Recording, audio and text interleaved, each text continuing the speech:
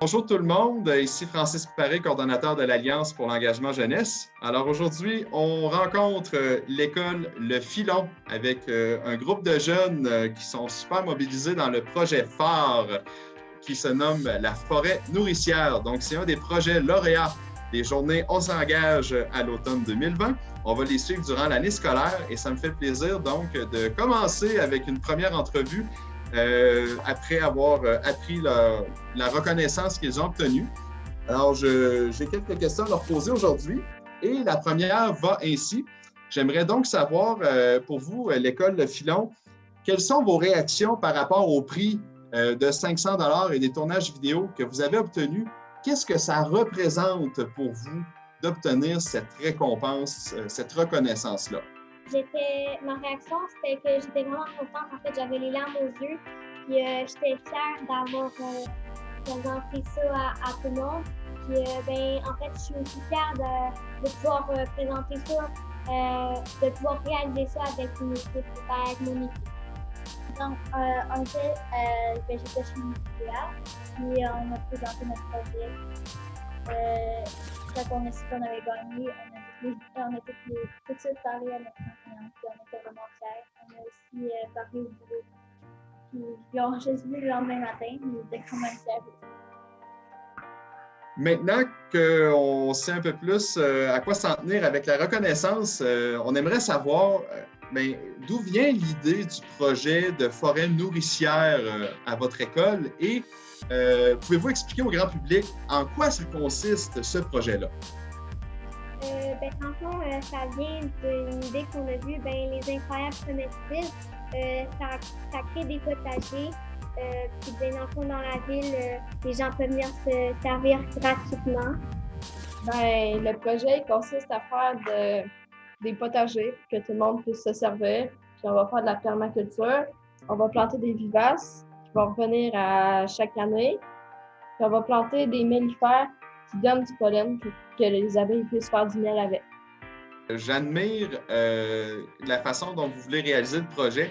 Surtout qu'à la latitude où vous vous trouvez, c'est pas toujours évident de trouver quel type de plante. On parle beaucoup de vivaces, là, c'est une belle stratégie là, pour être en mesure de cultiver. Je connais pas tout le climat du nord du Québec à Chapais, mais je pense qu'il fait un petit peu plus froid, qu'il y a un petit peu moins de soleil que dans l'extrême sud du Québec. Donc, je pense que c'est un beau défi que vous voulez relever et quelque chose de super durable et pertinent pour la communauté. Alors, bravo, c'est super bon. Alors, c'est super intéressant de voir déjà tout ce que vous avez en tête de réaliser dans le projet. Maintenant, on veut savoir comment comptez-vous à l'école Le Filon utiliser l'appui financier obtenu et quelles sont les prochaines étapes dans la planification de votre projet? En fait, on voulait engager Fonds en Or pour faire des ateliers, comme pour nous apprendre comment tout faire nos projets, en fait, les réaliser. Faire des collaborations avec eux pour que ça soit plus facile à réaliser nos projets. Ensuite, on a pour l'équipement de terrain, pour justement toutes nous équiper pour faire notre projet comme il faut, et notre publicité pour que tout le monde justement puisse voir comme il faut notre projet et le publier partout. Super, donc ça va bouger pas mal dans votre école avec ce projet-là dans les semaines et les mois à suivre. Il va falloir rencontrer la ville et demander si on peut les planter, puis où les planter. Et on va rencontrer Pôle en Or pour la collaboration.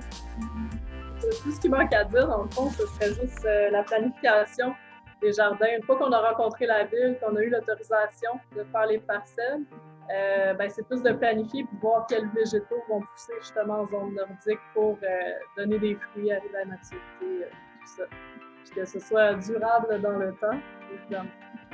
Puis c'est ça, les élèves aussi avec Fonds en Or, ils vont être formés pour créer des ateliers de sensibilisation qui vont donner dans l'école puis dans la communauté aussi, pour sensibiliser les gens à l'agriculture urbaine, donc savoir un peu comment prendre soin de ces parcelles-là, à quoi elles servent, et pourquoi elles sont là. Donc, ça va être un autre aspect de la collaboration. Super, ben, je vois le lien école-communauté qui est très fort dans votre projet. D'ailleurs, c'est un des nombreux arguments qui a fait en sorte que votre projet s'est démarqué, en plus d'une excellente présentation à l'événement de la journée On s'engage. Alors, ben, moi, je vous félicite, gang. Tant mieux si vous pouvez faire quelque chose de durable, de motivant, de rassembleur dans la communauté en impliquant l'école, donc en vous impliquant là-dedans. C'est pas facile avec les normes sanitaires cette année, hein. Il y a beaucoup d'obstacles à tout ça, mais on va être bien content de vous suivre dans les prochains mois.